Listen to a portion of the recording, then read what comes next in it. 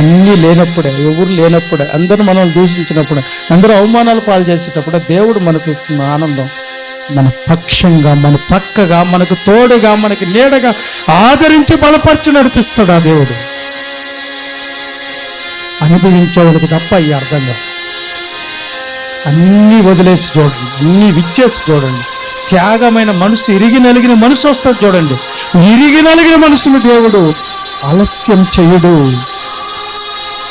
ఇరిగి నలిగిన మనసు నాకు కావాలంటాడు. ఎప్పుడు ఇరిగిపోద్ది మనసు అంటే నీకు ఇష్టమైనది దేవుడికి ఇచ్చేసినప్పుడు. అబ్రాహాన్ని అడిగాడు, నీకు ఇష్టం ఎవరు? నా కుమారుడు ఇసాకు వారసుడుగా పుట్టాడు, ఎంతో 100 సంవత్సరాలకు పుట్టాడు, నాకు ఇష్టమైంది ఈడే, నీకు ఇష్టమైంది తీసుకుని వచ్చి నాకు బలర్పించన్నాడు దేవుడు. ఎందుకు తెలుసా? ఇరిగి నలిగిన మనసుతో దేవుడికి అర్పించినప్పుడు దేవుడికి ఇంపైనదిగా, సువాసన కలిగిందిగా, ఇష్టమైనదిగా దేవుడు స్వీకరిస్తాడు.